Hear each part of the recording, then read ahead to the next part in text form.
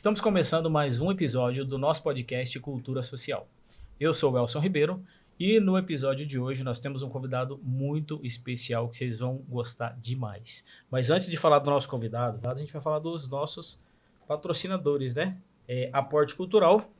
Você sabia que o seu talento pode ser o ponto de partida para um projeto cultural incentivado? Com mais de 10 anos de atuação na área de projetos culturais, a Aporte Cultural te ajuda a transformar suas ideias em projetos concretos utilizando as leis de incentivo. Acesse www.aportecultural.com.br. E Elce Produções. Quer transformar suas ideias em experiências inesquecíveis? Entre em contato com a Elce Produções e descubra como podemos ajudar a dar vida ao seu projeto cultural. Seja para eventos, produções audiovisuais ou gestão de redes sociais. Estamos prontos para criar algo incrível ao seu lado. Vamos juntos fazer acontecer. E o nosso convidado de hoje é ninguém mais, ninguém menos que o professor Sidney Lisboa Rocha. E antes dele falar aqui, dele se apresentar, eu já vou deixar o arroba dele, que é @Histórias de Campinas. Professor, muito bem-vindo ao nosso podcast. Eu sou um cara apaixonado. Eu tô até lembrando aqui que no episódio anterior eu tava falando, eu fiquei até emocionado em falar o quanto eu sou apaixonado. Sou apaixonado pela minha família, pelo meu filho, pela minha esposa. Eu sou apaixonado pela vida e eu sou apaixonado por história. Então, quando eu entrei no Instagram e me passou lá no meu feed o seu Instagram, eu falei, meu Deus do céu, eu preciso conhecer esse cara. Muito bem-vindo. Cara, obrigado pelo convite, obrigado pela audiência, quem está acompanhando a gente aí, muito obrigado pela oportunidade de estar aqui. É sempre bom ter a oportunidade de compartilhar cultura, compartilhar coisas válidas, úteis para a sociedade, coisas que nos fazem lembrar de quem somos, de onde vivemos, de onde viemos. Eu acho muito bacana ter esse tipo de oportunidade aqui. Obrigado pelo espaço. Vasculhando o seu Instagram, eu pude relembrar minha infância, eu pude repensar várias coisas em relação às minhas curiosidades e do porquê eu sou hoje. Assim, muito do que eu sou hoje é porque um dia eu fui muito curioso em saber de algumas coisas. Eu sou publicitário e publicitário é curioso por natureza.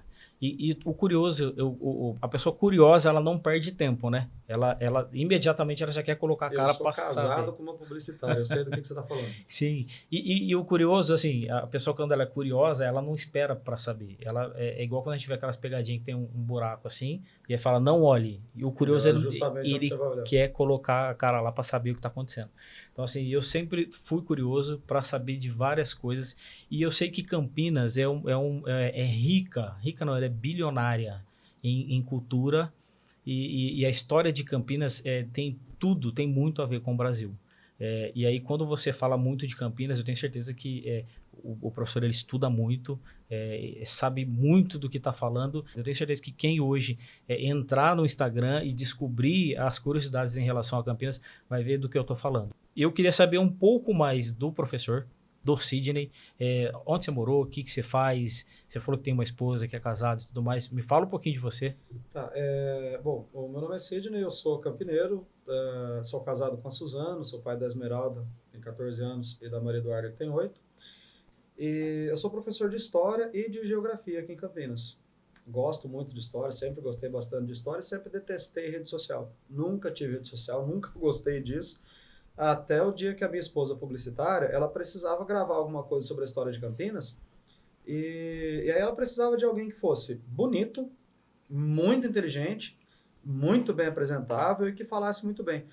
Como não tinha ninguém que preenchesse esses requisitos, aí fui eu mesmo. Aí eu fui e gravei para ela, contando a história, uma história de Campinas. E, rapaz, deu certo, o povo gostou da história, o povo achou... O primeiro vídeo deu, acho que 3 ou 4 mil visualizações. Eu não fazia ideia do que era isso, se era muito, se era pouco, nunca mexi com essas coisas. E a minha esposa ficou encantada, falou, olha, deu 4 mil visualizações aqui.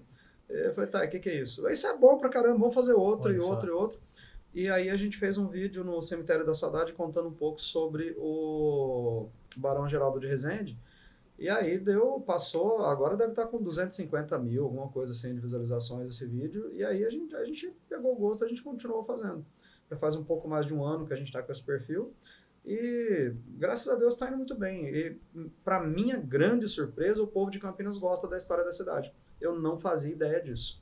Não fazia ideia de como as pessoas gostam da história de Campinas. E aí realmente a gente vai estudando, conhecendo mais, lendo bastante. É muito fácil cometer erros ao contar a história da cidade.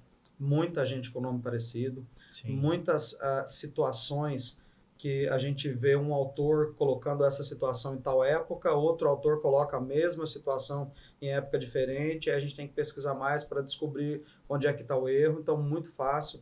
A gente vê muita... Cara, a internet é um negócio que tem muita coisa boa, Uhum. mas também tem muita coisa infundada, muita coisa que não faz o menor sentido, e todo mundo lê aquilo e fala, nossa, olha que bonito, foi assim que aconteceu. Sim. Não foi assim que aconteceu, não Aham. faz sentido aquilo. Sim. Mas está lá na internet, se está na internet é verdade, Sim. né? Então a gente pesquisa bastante, eu leio bastante, pesquiso bastante, e para chegar o mais próximo possível da verdade, né? Sim. E é por isso que eu falo que quando você pesquisa na internet, legal, você tem uma informação, você tem uma fonte ali de onde você buscou isso. Porém, quando alguém que tem toda a credibilidade, um professor te traz essa informação, aí é diferente. Então, eu tenho certeza que dentro do seu perfil lá do Instagram, credibilidade total para todas as postagens, todos os feeds, e são curiosidades, são coisas escondidas em Campinas, né? E aí eu queria saber por que, lógico que assim, você é campineiro, e por que foi escolhida a cidade de Campinas? Na verdade, Campinas é um celeiro de histórias tremendas. São 250 anos de história e muitos nomes importantes passaram por aqui. Muita gente importante passou por aqui. O Antônio da Costa Santos, o prefeito Toninho, saudoso, né? Ele deixou um trabalho, uma tese de doutorado, o cara que é fantástico. O cara explora a história de Campinas através de um ponto de vista que nunca ninguém tinha parado para fazer ainda. Todos os escritores vêm contando assim que, olha, Campinas nasceu como uma parada de tropeiros paravam aqui para descansar, aquela história que a gente já conhece. Sim. E aí vem o Antônio da Costa Santos e toca fogo no parquinho e diz assim, não, não foi bem isso que aconteceu. Campinas foi concebida com planejamento, já Campinas foi planejada. E, de fato, ele tem uma argumentação bem interessante sobre isso, porque quando o governador-geral da capitania de São Paulo, não era estado de São Paulo ainda, o governador-geral da capitania de São Paulo emite o documento autorizando que Campinas passasse a existir como freguesia, ele já dá o plano urbanístico da cidade, quantas ruas tem que ter, qual o tamanho dos terrenos, qual a disposição das casas, as casas têm que fazer frente para cá e fundo para lá. Então a Campinas já nasce com um plano urbanístico todo pronto. E já nasce numa sequência de cidades aqui na nossa região, o Antônio da Costa Santos demonstra isso, como se formasse um arco para impedir invasão de espanhóis no território português. Tinha uma disputa entre terras entre portugueses e espanhóis na época. Então, para ele, Campinas teria nascido já com a missão de garantir soberania territorial para isso que a gente chama de Brasil hoje.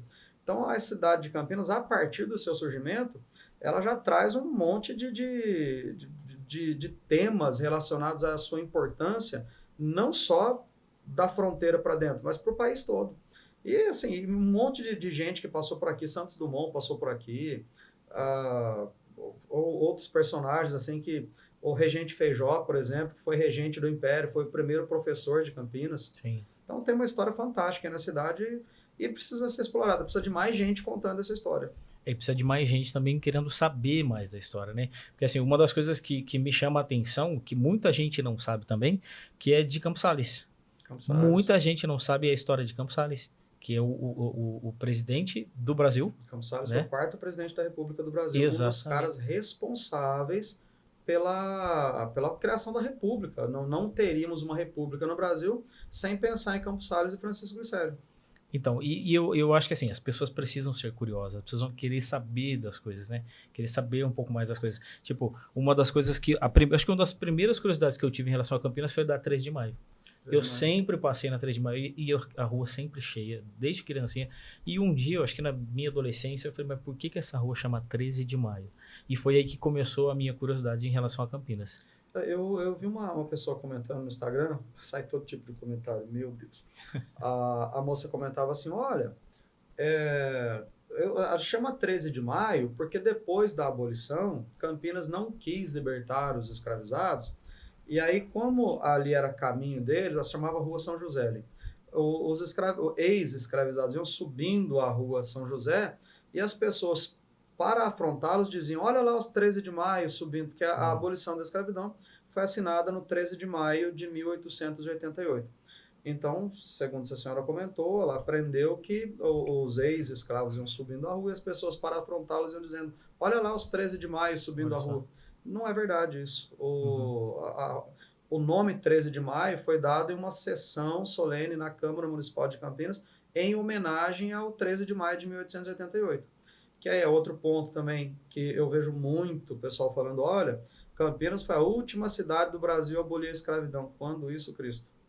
Não tem um documento. Se a gente vai procurar fonte, documento, fonte primária, não faz o menor sentido fazer essa afirmação. A lei da abolição da escravidão, a lei número 3.353, ela tem um texto bem simples, assim, um texto bem simples, dizia mais ou menos assim, Isabel, regente do Império do Brasil, em nome de Sua Majestade, Dom Pedro II, faz saber a todos os súditos que a Assembleia Geral decretou e ela sancionou a seguinte lei. Artigo 1º. Fica extinta a escravidão em todo o Império a partir da data dessa lei. Sim. Artigo 2º. Revogadas todas as disposições em contrário. Ponto final. Então, a lei áurea, a lei da abolição, só tem esses dois artigos. Artigo 1º, fica extinta a escravidão. Artigo 2º, revogadas todas as disposições em contrário. Então, a princesa assinou a lei áurea e não deixou abertura para que se discutisse, olha, mas aqui a gente precisa manter a escravidão por isso ou por aquilo. Não tem, acabou. E essa história vem de onde, professor, sabe? Que Campinas foi a última cidade a abolir a escravidão? Sim. Olha, eu preciso confirmar isso, mas algumas fontes que eu andei vendo falam de uma rixa com uma cidade vizinha. E então Campinas acusava a cidade vizinha de fazia assim, troças com a cidade vizinha, ofendia a cidade, e a cidade vizinha ofendia Campinas dizendo, olha, vocês aí são os maiores escravagistas, são os piores escravagistas e tal. Preciso levantar mais informações antes de dar nomes e tudo, mas seria uma das origens disso, rixa com uma cidade vizinha. Campinas era uma cidade muito escravagista, pelo menos em 3 censos de Campinas ao longo do século XIX, aponta que a quantidade de escravizados era maior do que a quantidade de pessoas livres. Mais gente escravizada do que gente livre, pelo menos em 3 momentos da história de Campinas. Então tinha assim, muita gente escravizada, a produção agrícola que era gigantesca, e não tinha máquinas, né? As pessoas tinham que colher café ou açúcar, o que fosse, no braço.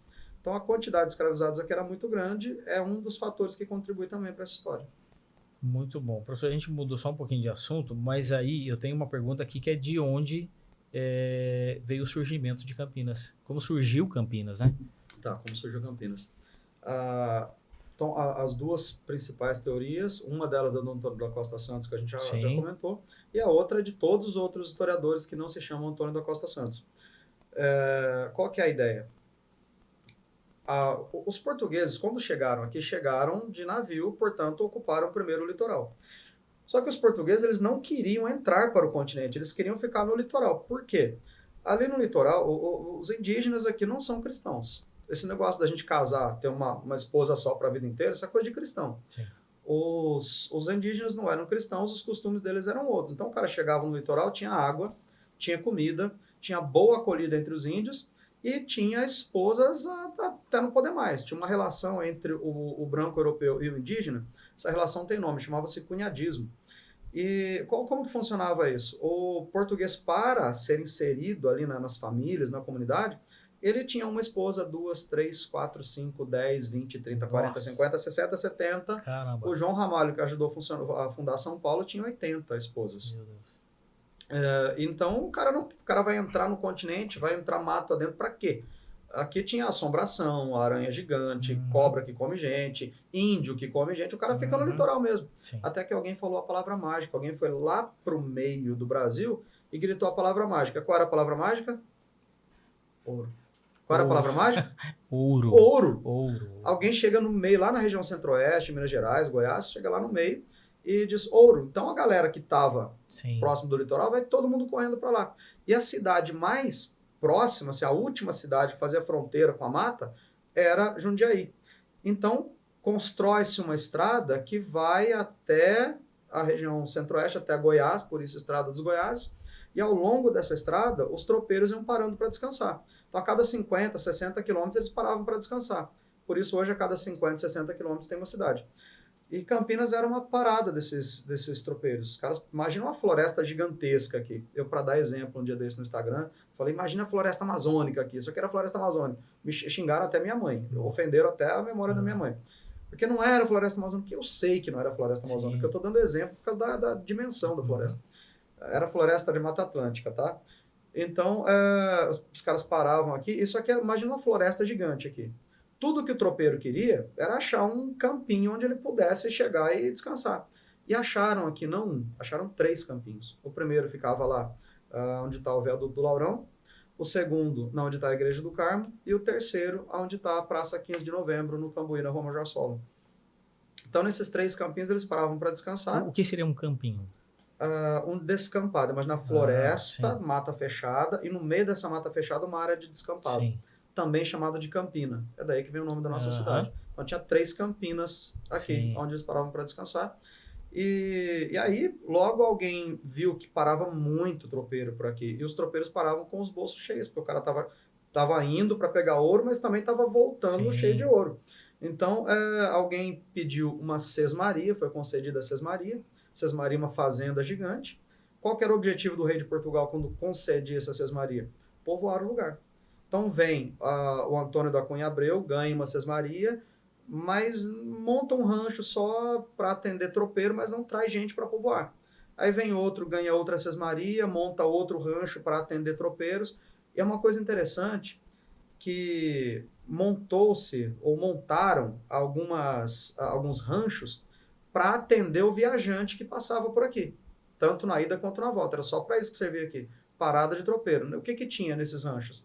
Arreio para o animal, comida, tratamento para o animal, ferramentas, coisas que o tropeiro precisava ao longo da viagem. Até hoje, Campinas é assim. Tem aqui em volta da gente a rodovia Anhanguera, a Dom Pedro, a Bandeirantes, o aeroporto, a ferrovia. Nós somos ponta de parada até hoje. Olha a quantidade de hotéis que atendem turistas com turismo de negócio aqui. A nossa vocação é a mesma até hoje. Logo, chega um camarada aqui, e aí vai ter uma discordância com relação à data. Alguns vão dizer 1739, outros vão dizer 1744. Tem uma discordância com relação à data, mas chega ali então o Barreto Leme. Francisco Barreto Leme chega, recebe uma sesmaria e ele cumpre o que o dono da sesmaria, o donatário, tinha que cumprir. Traz a família e começa a trazer um monte de parentes, um monte de gente para povoar essas paragens, como assim era chamado. E aí por isso o Barreto Leme é considerado o nosso fundador, porque ele foi o cara que começou realmente a trazer gente para cá, a colocar a gente aqui e criar gente aqui criar um povoado aqui. Então Francisco Barreto Leme foi o fundador de Campinas, porque foi o cara que fez uso da sesmaria como deveria ter sido feito mesmo. E esses caminhos que se cruzam, esse é o contexto de Campinas em relação ao Brasil.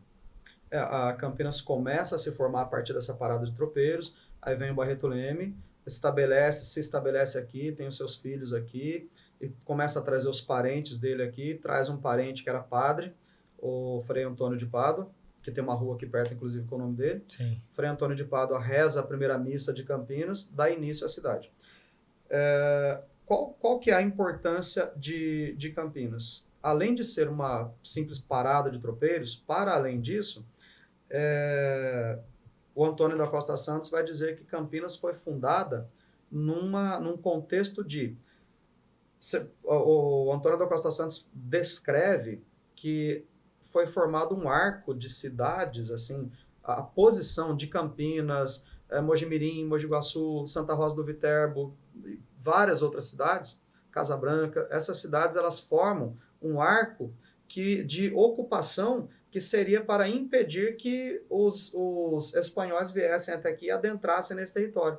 Então é um território povoado que marca a presença dos portugueses aqui, marca a presença da coroa portuguesa aqui, impedindo que essas terras fossem tomadas por espanhóis. Então essa seria a primeira missão de Campinas, estabelecer gente aqui para impedir que essas terras fossem tomadas de Portugal. Curioso demais. A importância de Campinas começa aí. Sim. Que legal. O legal, professor, é que o professor está falando dos nomes e assim, para quem não sabe da história, imagina só nome de rua, né? Porque assim, a maioria dos nomes, Barreto, Lemos, a maioria são nomes de ruas de Campinas assim, eu fui guardinha e quando Você a foi gente... guardinha? Fui Cara? guardinha, fui Que guardinha. legal. E Eu quando, tentei entrar no patrulheiro, não consegui, não, não passei na prova. e eu também tentei pra eu não consegui, fui pra guardinha. E eu ainda briguei com a minha mãe não queria que eu trabalhasse, queria que eu só estudasse. Não, eu quero trabalhar. Na sua época era farda ainda que usava? Não, era uma camiseta. Já era camiseta. Uma camiseta. Eu sou da época da farda, cara. Eu Mas era quantos doido você pra usar tem? aquela farda. 47. Eu tô 42. Tá Eu próximo. cheguei a pegar a época da A farda. patrulheira era uma farda. Patrulheira era farda O também. guardinha era uma farda. Isso eu não Guardinha tinha sabia. farda. Não, era uma camiseta azul. Que eu Depois achava, que veio eu a achava camiseta. horrível, não usava.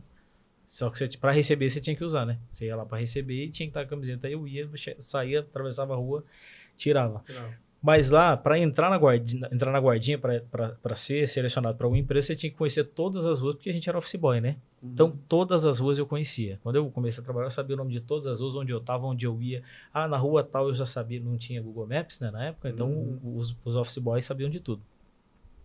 E aí eu queria saber de algumas personalidades importantes que o professor citou aqui, saber de mais outras personalidades. Eu lembro que eu vi no seu Instagram o professor falando sobre Corrêa de Mello. E a minha esposa estudou naquela escola. Na escola. E aí, na hora que eu vi, mostrei para ela, falei assim, ó, olha aqui a sua escola, você sabe quem foi Corrêa de Mello? Ela falou, não sei. Eu falei, você estudou lá e não sabe? Mas eu achei, assim, sensacional essa colocação em relação à escola e o Corrêa de Mello. Não, o Joaquim Corrêa de Mello, cara, é interessante que você vai no Cemitério da Saudade, eu fui lá com o rapaz que é o Gabriel, que é o gerente, vamos dizer assim, o gerente lá do cemitério.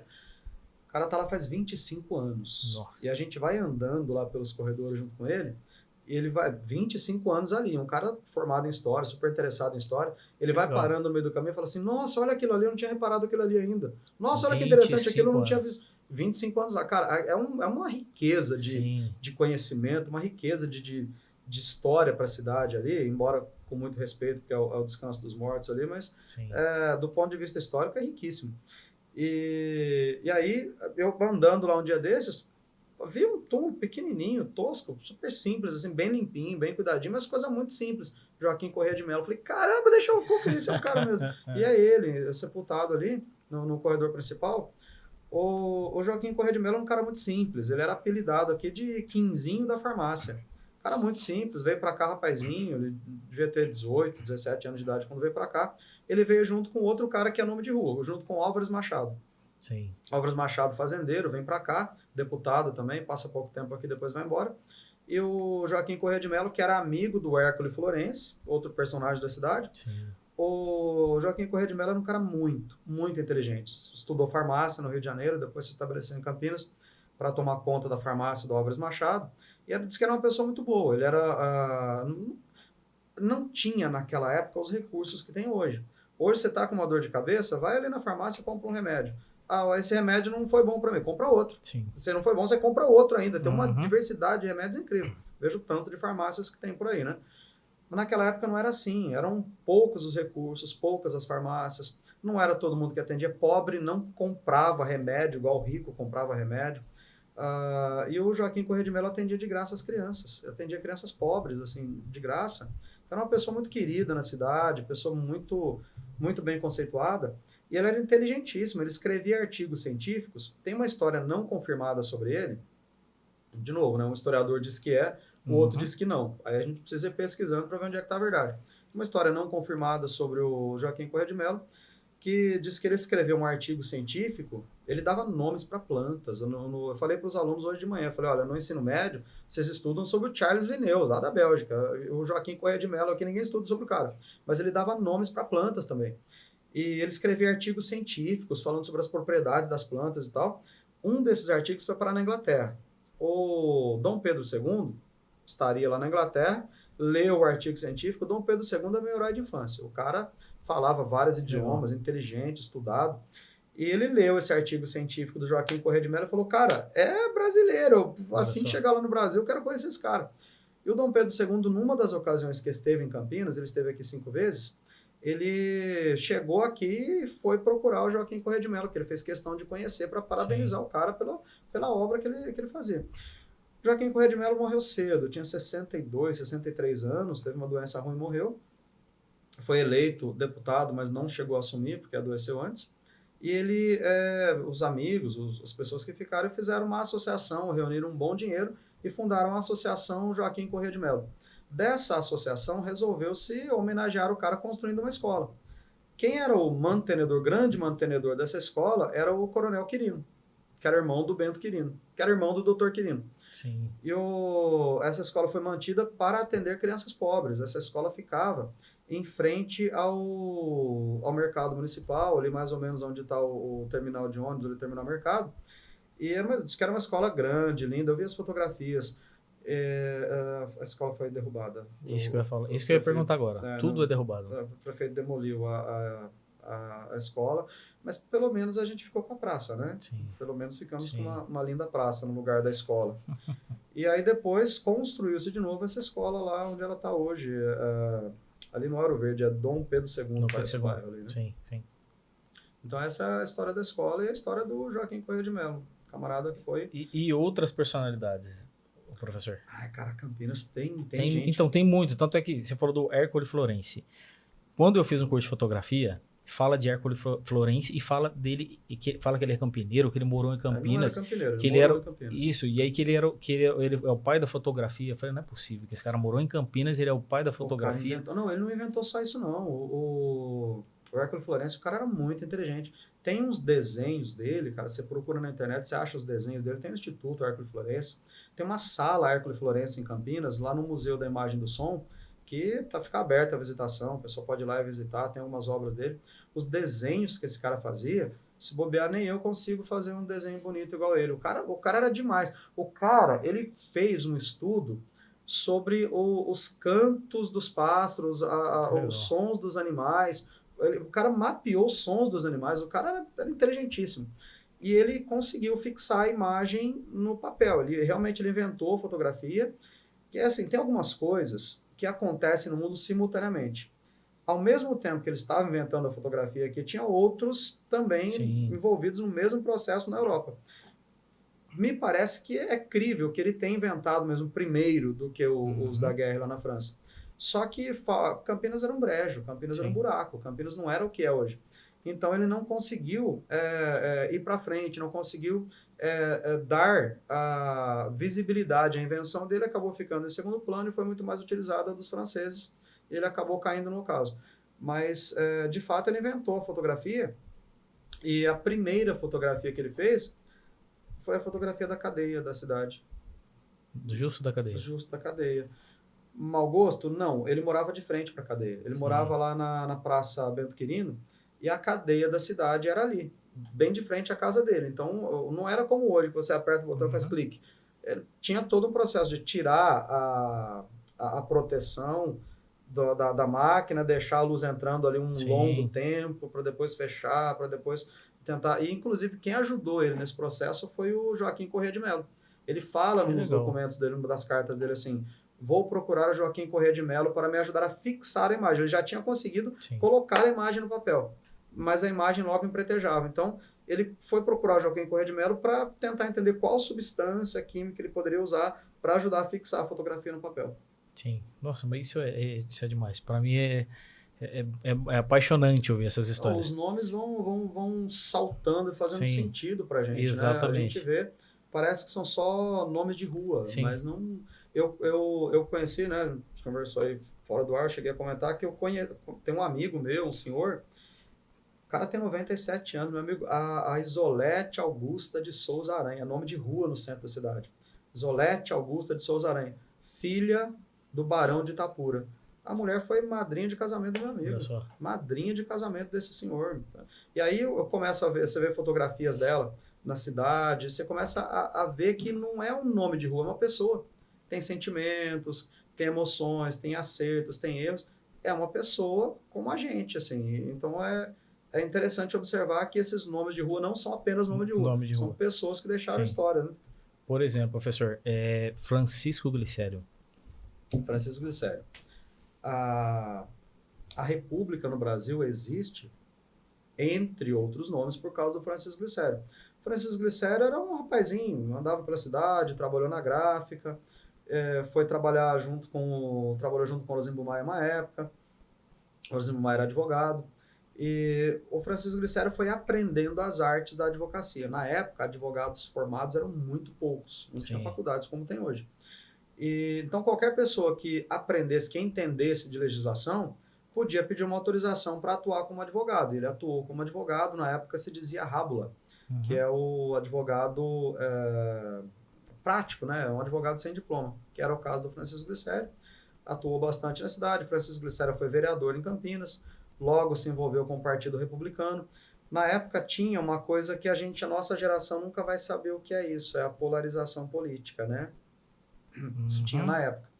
Então, de um lado tinha os republicanos, de outro lado tinha os monarquistas, os caras que amavam o Dom Pedro II e os republicanos que odiavam o Dom Pedro II, queriam que ele fosse embora do Brasil. O Francisco Glicério era um republicano. Ele assinou a convenção de Itu para criar o Partido Republicano de São Paulo.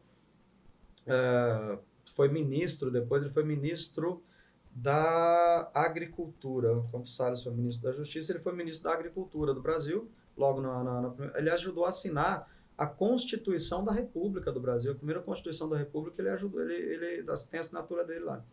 Então foi uma pessoa assim, muito influente, muito conhecida na cidade. Francisco Glicério, né, muita gente não sabe disso, mas o Glicério era negro. Alguns falam que ele era abolicionista. Eu tenho um pouco de dificuldade de entender o Glicério como abolicionista. Na Convenção de Itu, por exemplo, que ele assinou, dizia que a abolição da escravidão não é um problema nosso, é um problema que vai ser resolvido pela sociedade depois. Então, não entendo o Glicério como abolicionista, pelo menos não grande parte da vida dele. Mas, além do Glicério, tem outros nomes, cara, que fizeram história assim, na cidade. Por exemplo, o Bento Quirino. Sim. Bento Quirino é aquele que tem um monumento dele sentado na praça, olhando para a Igreja do Carmo. Aquela praça é a Praça Bento Quirino. O Bento Quirino era irmão do Doutor Quirino, que dá nome para a rua ali atrás. E eles eram irmãos do Coronel Quirino. E eram filhos do Major Quirino. O Bento Quirino, ele foi um dos caras mais ricos da cidade de Campinas. Mas riquíssimo. Sim. Pensa num cara rico, honesto, trabalhador. O Bento Quirino, quando ele faleceu, em 1914, ele deixou uma fortuna de 8.000 contos de réis. Vamos entender o que são 8.000 contos de réis. Com 150 contos de réis, você compraria uma fazenda. Com 50 contos de réis, você compraria uma mansão. O cara deixou 8.000 contos de réis de herança. Ele era assim, uma pessoa celibatário, não tem histórias que ele tivesse namoradas ou moças que frequentassem a casa dele, o cara de muito respeito, e era solteiro. Sim. Né? Não deixou filhos e deixou uma fortunaça aí. E comparando a riqueza, eu lembro que tem um post do professor lá falando do Swiss Park. O dono daquela fazenda. Quem que era mais rico dos dois? Cara. Eu acho que vai dar uma briga boa. Aí vai dar uma briga boa, porque o dono daquela fazenda lá, onde está o Swiss Park, aquela fazenda chegava até beirando Indaiatuba. Ele tinha outras fazendas, tinha fazenda em Amparo, tinha outra fazenda na região também. Era um cara, assim, muito, muito rico. Aquele era o Joaquim Bonifácio do Amaral, era o Visconde de Indaiatuba. Muito rico também. E era um cara que... Detalhe dele, Joaquim Bonifácio do Amaral, é que ele introduziu a mão de obra livre em Campinas. Ele não gostava de escravidão, tinha escravo pra caramba, mas ele tentava lutar para não ter mais. Tem uma das cartas que ele escreveu que ele diz assim... Não usou a palavra infelizmente, mas no contexto dá para entender isso. Infelizmente, vou ter que comprar mais escravos ou vou perder a minha fazenda, porque não tinha mão de obra livre aqui, não tinha quem trabalhasse. O sogro do Hércules Florencio, que era pai da Carolina Florencio, que dá nome para uma rua na cidade também, o sogro do Hércules Florencio falava a mesma coisa. Ele falava, caramba, não tem gente livre para trabalhar aqui, vou ter que comprar escravo, que horror, que absurdo. O cara detestava a escravidão, mas ou o cara compra escravos ou fecha a loja dele. Era a conclusão que você chegava na época. Não tinha mão de obra livre. Cara, que sensacional tudo isso. E da onde veio a candidatura de Campos Salles? Como que surgiu? Quero ser presidente. Não, o Campos Salles ele foi se envolvendo na política desde cedo. O Campos Salles estudou, fez direito em São Paulo. Ele se formou, salvo engano, em 1863. E tendo estudado, até hoje, a Faculdade de Direito lá de São Paulo, ela é um- uma, uma colônia de pensadores políticos. Então, esse pensamento político já vem com ele desde muito cedo, e ele entra também no Partido Republicano, é um cara que assinou também a, a convenção do Partido Republicano de Itu para fundar o Partido Republicano de São Paulo, e foi vereador também em Campinas, foi subindo também, até que quando vem a proclamação da República, ele também recebe a oportunidade de ser ministro. Foi ministro, foi senador, e aí por fim acaba se candidatando, sai também presidente, e ficou em torno da política a vida toda, igualzinho o Glicério. Tem uma Sim. fotografia, cara, muito interessante, dolorosa para quem estava lá, mas para a gente muito interessante, que é a fotografia do Francisco Glicério carregando, ajudando a carregar a alça do caixão do Campos Salles. Caramba. Os dois eram Olha juntos. só. Você vê que faz esquina, né? A Sim. Campos Salles com a Glicério faz Olha esquina. só. Sim. E o Campos Salles nasceu quase na esquina com a Glicério. Tem uma casinha vermelha de esquina ali de frente para o Palácio da Justiça. Tem uma placa lá na porta. Sim. Aqui nasceu o Campos Salles, Manuel Ferraz de Campos Salles. Caramba. Nasceu naquela esquina Sim, ali. e o legal é que assim, eu pelo menos tento imaginar o personagem, a pessoa, Pessoa, né? porque a gente sempre imagina em rua, eu só sempre pensava em rua. Até o dia que eu vi uma foto, um desenho de Francisco Glicério e ele era preto, o desenho ele tava negro, eu falei, não sabia, Francisco Glicério era negro. E tanto é que na nossa conversa antes de iniciar aqui o programa, você falou várias coisas que eu não sabia, não imaginava, e isso traz uma curiosidade ainda maior, de você querer saber quem é a pessoa, como que ela era, né? E aí o professor está citando de lugares onde tem estátua, onde tem uma plaquinha avisando como que eu faço para conhecer isso, para saber disso, para eu ir até o lugar. Olha, você tem que. Campinas não tem muito. Cara, devia ter. Campinas devia ter um lugar assim que você vai passando para a cidade lendo o QR Code. Se você for andando ali pelo centro da cidade, você vai esbarrar em história. Por exemplo, na rua Regente Feijó tem um prédio, Regente Feijó, altura do número 1200 e qualquer coisa, ali entre a Benjamin Constant e o Palácio da Justiça. Ali tem Sim, um prédio que era onde ficava a casa em que nasceu o Carlos Gomes. olha só. Ah, Mas não tem tem. nenhuma informação. Não tem um desenho na porta indicando. Ah, tem uma placa lá na porta também. Tem o CCLA em Campinas, que é o Centro de Ciências, Letras e Artes da cidade, fundado em 1902. O CCLA é um antro de pensadores ali, intelectuais, que vem fundado pelo César Berrimbach, que também dá nome para a rua, e eles se ocupam de colocar essas placas para não deixar a história morrer. Os caras são meio que guardiões da história da cidade. Tem livros antigos pra caramba na biblioteca deles, e eles se ocupam de vez em quando de sair colocando essas placas para não deixar a história morrer. Legal. Fazem um memorial no dia do combate da Venda Grande, que aconteceu em 1842, tem um monumento lá. Fazem uma homenagem ao Carlos Gomes em setembro, salvo engano, dia 18 de setembro, dia da morte do Carlos Gomes, ou 16 de setembro. Todo ano eles fazem, Sim. que é para não perder. Quem tiver muito interesse assim, em conhecer bastante da história da cidade, vale a pena uma visita lá no Centro de Ciências, Letras e Artes, que é na esquina Legal. da Glicério com a Bernardino de Campos. Mas você indica algum turismo guiado, alguma coisa assim? A gente faz uma viagem, praticamente todos os meses a gente tem feito, vai ter uma agora em 7 de dezembro, que é a gente não é um passeio, é uma aula itinerante. Legal. Dentro de um ônibus comigo, eu vou com o microfone na mão, e a gente vai visitando os lugares na cidade e contando as histórias. Agora, por exemplo, a gente vai fazer a rota dos imigrantes, para passar pelos lugares que os imigrantes passaram, quando os alemães chegaram, os suíços Então chegaram. você tem um turismo guiado. Eu tenho um turismo guiado, Mas não é turismo, é uma aula itinerante dentro Legal. do ônibus, e a pessoa dentro do ônibus a gente vai visitando os lugares, eu paro, aponto, olha, aqui aconteceu tal coisa, em tal época. Mas não são os mesmos pontos, são pontos diferentes A gente e tem momentos 3 diferentes. roteiros, tem um roteiro que a gente conta a história geral da cidade, tem um roteiro que a gente conta a história mais indo para o lado ali da igreja de São Benedito, que tem uma história bem interessante também, e esse terceiro roteiro que a gente conta a história dos imigrantes. Tem no Instagram? Tem. Para quem entra lá no nosso Instagram, sempre tem, nos vídeos a gente está convidando as pessoas para participar. Muito bom. O professor falou que dá aula, só anotei aqui, dá aula aonde? Atualmente eu sou professor na Escola Ser, em Campinas. Escola A Ser. Escola Ser fica ali atrás, pertinho do Parque Prado, mais ou menos. Legal. Muito bom.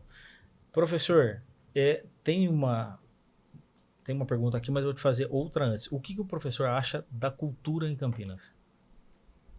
Eu acho que tem muita cultura, ó, tem muita gente interessada, tá faltando fazer uma ponte entre uma coisa e outra. E como faria isso? A secretária de Cultura, atualmente, a Alessandra Caprioli, eu entendo que ela está fazendo um bom trabalho para promover essas pontes. Eu fui semana passada, por exemplo, na entrega da medalha Samuel Lisman. Cara, Samuel Lisman foi meu patrão, eu trabalhei com o cara. O cara era escritor em Campinas e fizeram uma medalha na Academia Campineira de Letras com o nome do cara. O Samuel Lisman, ele lançou, eu não sabia disso, eu fiquei sabendo lá durante o evento, cara, e foi meu patrão, convivi com ele, tem um livro autografado do cara. Ele lançou o primeiro livro do Gabriel Garcia Marques, por exemplo, que ninguém queria publicar o livro do cara, e o Samuel Lisman tinha uma editora, ele publicou. Então, lá estava a secretária de Cultura do município, e aí anunciaram lá várias coisas, assim, que ela tem feito para ajudar a promover a cultura, mas eu acho que falta outros setores da sociedade se aproximarem disso e ajudarem também na difusão da cultura. O problema é que cultura é difícil dar dinheiro, é difícil captar recursos para apoiar a cultura. Eu acho que isso não é uma coisa tão fácil, mas eu acho que isso falta para servir de ponte. Uma coisa muito legal que está saindo agora, amanhã de manhã, sexta-feira, né, dia 1º de novembro, eu vou estar na prefeitura para o lançamento de um livro. Esse livro é gratuito, é um e-book gratuito, contando a história do Cemitério da Saudade, cara. Olha só. Um fotógrafo que foi lá, fotografou à noite, eu fui lá de noite também, entrei numa capela lá à noite para filmar, e a gente gravou para convidar as pessoas, o lançamento de um livro, um e-book gratuito, contando a história do Cemitério da Saudade. Fotografias lindas, assim, à noite, fotografias muito bonitas, e a história toda Mas do com cemitério. Recursos próprios ele fez isso ou não? Cara, me parece que foi com recursos próprios, sim. Olha só. Me parece, pelo que eu conversei, pelo que eu apurei, ele fez tudo com recursos próprios. Eu acho que falta incentivo também em Campinas. E ele falou, olha, eu estou fazendo isso para dar um presente para a cidade. Olha só. É o que você faz. É o que eu vejo. Tudo isso que você faz, para mim, é um presente para a cidade. A ideia é essa. A ideia é compartilhar o máximo possível, assim, de... Muito bom. Eu vi as coisas que a gente passou por uma pandemia aí e a gente ficou assustado. Mas existem outras histórias, outros fatos parecidos com uma pandemia. E uma delas foi o episódio da febre amarela em Campinas. Eu queria que o professor falasse um pouco mais sobre isso. Episódio da febre amarela em Campinas. Não dá para conversar sobre a história de Campinas sem falar sobre isso. Tem bastante gente que fala assim, olha, já vi guia de turismo falar isso. Campinas teria sido a capital de São Paulo, só não foi por causa da febre amarela. Isso não é verdade. Campinas jamais foi cotada para ser a capital de São Paulo. O que Campinas é a capital agrícola de São Paulo, por causa da produção agrícola de Campinas, que sempre foi importantíssima e riquíssima. O que acontece é que São Paulo tinha, mas assim, uma diferença de 30, 40 pessoas. Eu não vou lembrar exatamente os números, mas assim, São Paulo tinha 31.138 pessoas. Campinas tinha 31.200 pessoas. Sim. Uma coisa assim, pequena, com dezenas de pessoas que Campinas tinha mais do que São Paulo. Mas isso por um breve momento. Hoje São Paulo tem 12 milhões de pessoas, Campinas tem 1.200.000, se chegar em 1.200.000. Na época, Campinas tinha então perto de 30 mil pessoas, e quando chegou a febre amarela, a população caiu para 5, 6 mil. Tinha, segundo o Dr. Jorge Alves de Lima, que fez um excelente trabalho de pesquisa na cidade, tinha alguma coisa perto de 25, 26 médicos na cidade, ficaram 3 ou 4. Todo mundo fugiu. A febre amarela chegou aqui em fevereiro de 1889. Aí, se a gente pensar, abolição da escravidão em 1888, proclamação da República no fim de 1889, no começo de 1889 chega a febre amarela. Como que a febre amarela chega aqui? A princípio, através da Rosa Beck. A Rosa Beck é uma moça suíça, e ela é tratada como alemã, muita gente retrata ela como alemã, isso não está correto, ela não era alemã, ela era suíça. Sim. E ela veio aqui para Campinas, não se sabe exatamente o porquê que essa moça veio. Segundo o Dr. Jorge Alves de Lima apurou, numa pesquisa muito bem feita, ela teria vindo para se casar com um rapaz que era médico e foi estudar na França. Lá na França ele conhece a Rosa Beck, ele vem para Campinas, a Rosa Beck vem logo atrás para se encontrar com ele. E ela chega aqui em Campinas já doente, chega já com a febre amarela, ela fica hospedada na Rua do Bom Jesus, hoje a gente chama de Rua Campos Salles. Bom Jesus, esquina com o Ernesto Kuhlmann, antigamente era a Rua do Teatro. Sim. Então ali em Campos Salles com o Ernesto Kuhlmann, tinha uma padaria, a padaria do Sr. Urit. No andar de cima, o Sr. Urit era suíço, no andar de cima servia de hospedaria, ele hospedava estrangeiros que chegassem aqui. A Rosa Beck fica hospedada ali, ela chega em Campinas no dia 8 de fevereiro, falece no dia 10 de febre amarela, e era uma coisa horrorosa, assim, a febre amarela é uma coisa horrível, a pessoa sentia dores de cabeça, dores abdominais, vomitava sangue, evacuava sangue, vazava sangue pelo nariz. E não tinha tratamento? Não, cara, até tinha, mas eram tratamentos assim, de muito pouca eficácia. Sim. E ninguém sabia como pegava essa porcaria. Ninguém sabia como que se transmitia isso. Tinha várias teorias, mas ninguém desconfiou do mosquito. E Campinas era um nojo naquela época. Campinas não tinha o tratamento de água que tem hoje, não tinha o tratamento de esgoto que tem hoje. As bicas de água, onde a pessoa ia pegar água, eram as mesmas bicas de água onde a pessoa ia jogar lata de xixi e cocô para a água poder levar embora. Então aquilo ia contaminando o lençol freático. Os cemitérios na época eram muito próximos do núcleo urbano, então o chorume que os corpos vão derramando, iam contaminando o lençol freático, e chovia. Imagina a cadeia da cidade, ela ficava na Praça Bento Quirino, onde está hoje o teatro, onde está o monumento ao Carlos Gomes. Sim. Imagina 50 presos ali fazendo xixi e cocô em latas, um deles tinha que esvaziar a lata. Muitas vezes essas latas eram esvaziadas ali mesmo. E tem uma descida ali em direção à Avenida Anchieta. Então chovia, ia fazendo um rastro de xixi e cocô pela cidade. A cidade muitas vezes fedia. E aí o acúmulo de mosquitos e lixo. E aí a Rosa Beck vem adoentada, ela falece dia 10, poucos dias depois falece um menino ali nas imediações, o menino chamava-se Urbano, depois falece o Sr. Urit, a esposa dele, o irmão dele, o funcionário da padaria. Aí a praga começa a se alastrar. Nossa. Os médicos vêm e identificam, olha, começou a febre amarela. Já se sabia da existência da febre amarela, tinha surto de febre amarela em Santos, no Rio de Janeiro, pontualmente aparecia aqui na região, mas em Campinas, da maneira como apareceu, não se tinha visto isso ainda. Campinas foi castigada demais com essa febre amarela, e quem pegava essa porcaria morria, as formas de tratamento eram quase que ineficientes, e foi se espalhando, ninguém sabia como pegava isso. Muita gente morria dentro de casa, a exemplo do hashtag Fica em Casa, que nós vivemos isso, por causa da pandemia de Covid-19, tinha o hashtag Fica em Casa na época também, as pessoas não saíam de casa. Muita gente morria dentro de casa, porque tinha medo de sair, tinha medo de pôr a cara para fora, as pessoas faleciam dentro de casa. E aí algumas figuras heróicas, cara, se levantam nessa época, figuras assim, que a gente deve muito respeito à memória delas. Um desses, o Bento Quirino. Cara, o Bento Quirino era rico, podre de rico. Se eu fosse o Bento Quirino, eu ia pra praia até passar isso aqui. Ele ficou, cara, ele abria a casa dele para receber os poucos médicos que ficaram e para traçar as metas. Olha, como nós vamos fazer para combater? Qual médico vai atender essa região? Qual médico vai atender aquela região? Como vão ser feitas as visitas? Como vamos remediar? Como vamos cuidar dos pobres? O Bento Quirino se preocupou com isso. Em frente à Catedral de Campinas tem a estátua de um padre lá abençoando algumas crianças. Esse padre era o Dom Nery, que era padre na época, depois se tornou bispo, o primeiro bispo de Campinas. Cara, o Dom Nery entrava nas casas das pessoas doentes. Eu tinha corrido daquilo. Ele ia para junto dos doentes. O católico, eu não estou dizendo que não seja assim hoje, mas naquela época, o católico, na hora da morte, ele não queria saber de um médico perto dele, não. Ele queria saber do padre. Sim. Cadê o padre para rezar por mim e me dar extrema-unção? E ele ia nas casas para dar extrema-unção. O cara doente de febre amarela, você vai pegar essa porcaria, padre. Ele ia, cara, colocava a mão na cabeça, orava pelas pessoas. E ainda pegava os filhos, que ficavam órfãos, e o cara levava para casa dele, montou uma creche de tanta criança órfã que ficou. E aí surgiram esses nomes heróicos. O doutor Ângelo Simões, o Ângelo Simões, ele perdeu os filhos aqui nessa epidemia e continuou lutando contra a epidemia. No centro de Campinas tem a rua Dr. Costa Aguiar. a família do Costa Aguiar, ele mandou a família para longe. Mandou a família lá para Itu, mandou a família para lá e ficou aqui. A família dizia, cara, vem embora. Não fica aí que você vai morrer, Guilherme. Sim. Guilherme Costa Aguiar. Não fica aí que você vai morrer, compadre. Não, eu vou ficar, eu não posso ir embora. Não tem médico aqui. Olha só. Quem que vai atender essa população? O cara ficou até morrer, bicho. E qual a quantidade de mortos?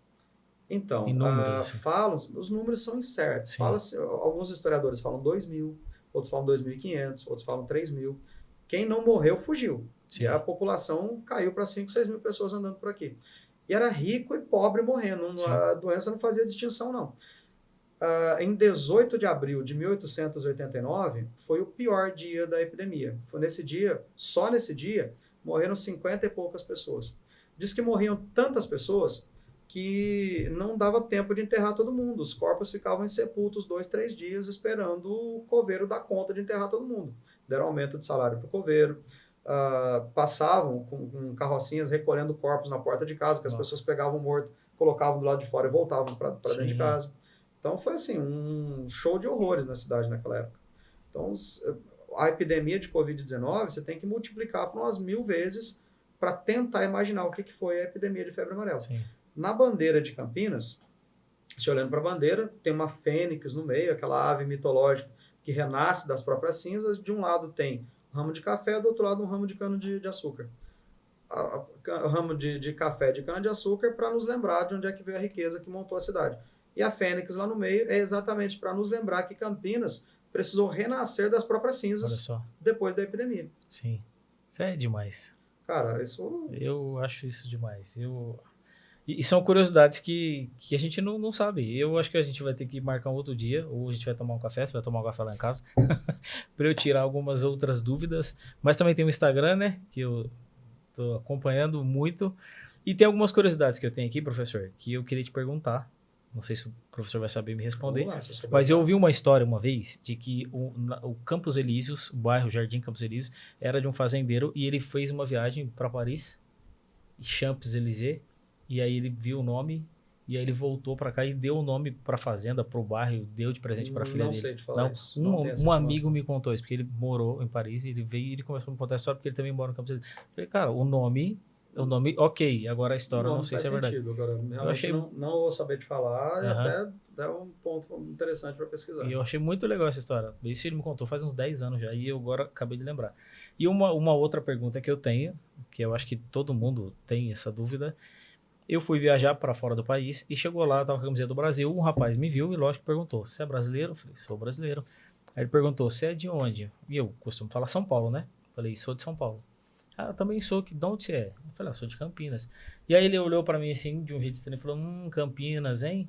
Aí eu falei, mas, puxa vida, eu não entendi. Mas eu já sabia, na hora eu não liguei a desconfiança, a pergunta, a dúvida dele, e nessa hora eu tava sozinho, minha esposa tinha ido no banheiro, eu tava sozinho, então não sei se ele me viu sozinho, não sei o que ele quis dizer. Mas é uma pergunta que todo mundo faz. Provavelmente ele quis dizer para você da fama que tem muito homossexual em Campinas. E eu tenho alguns parentes, alguns primos no Guarujá. E quando eles vêm para cá, eles sempre dá briga e falam que eles não tomam água de Campinas. Tem um amiguinho meu, um menino de uns 18, 19 anos, que é a família do Paraná, mora aqui com a mãe, tem tios e avós no Paraná. E, cara, coisa recente agora, poucos dias, um garoto, 18 anos, ele voltou do Paraná agora, dizendo que foi muito zombado lá, que o pessoal fala, você tá bebendo água de Campinas e tal. De fato, essa história existe, o pessoal fala muito disso, mas isso não tem a ver com a quantidade de homossexuais em Campinas, isso tem a ver com um personagem histórico da cidade. Então, para entender isso, a gente precisa contextualizar.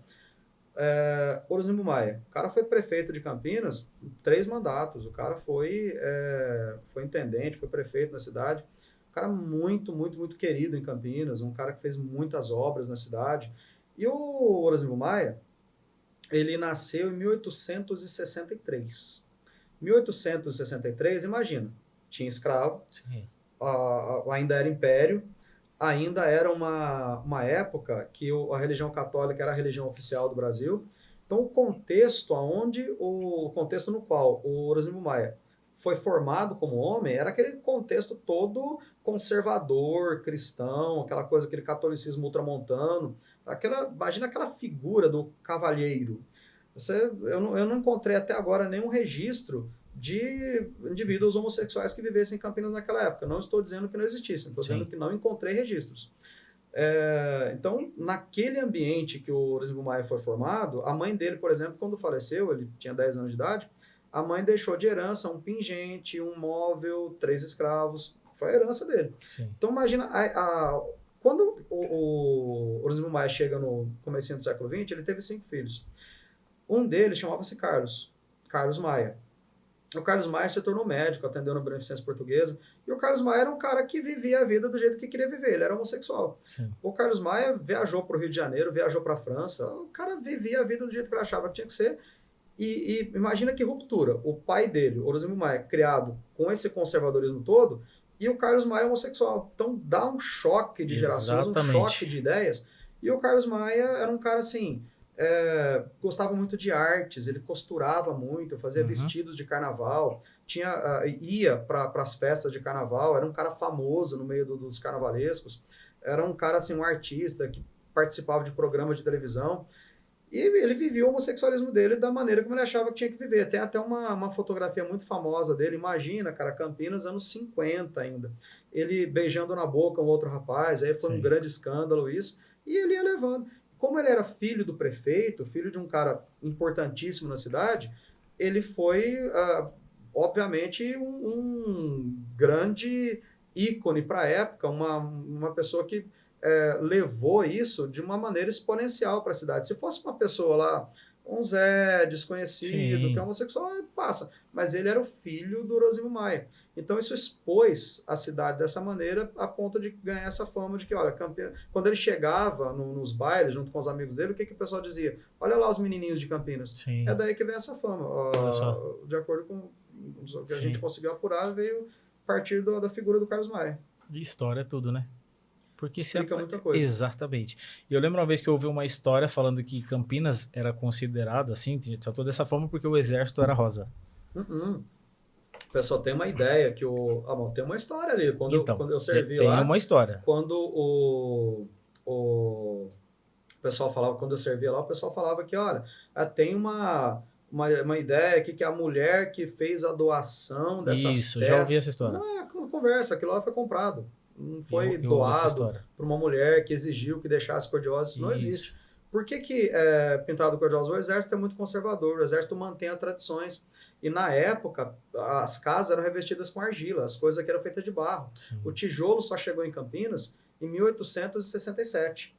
Então, antes disso, e aí o tijolo foi substituindo o barro aos poucos. Até ali era tudo, as paredes eram feitas de barro.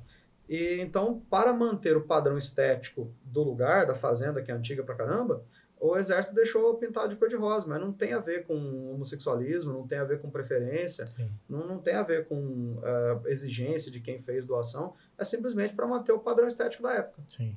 E o maior conflito da história, da história, de saber a história, é o diz que me diz, né? Um falou pro outro, e todo mundo acha que é de uma maneira que cara, não faz sentido. Cara, eu não sei se você vai lembrar, você é um pouco mais novo que eu, não sei se você vai ter pegado isso. Eu tomei leite com manga a primeira vez, eu já tinha 22 anos. Ninguém bebia leite minha com mãe manga. não deixava. A minha mãe não deixava, de jeito nenhum.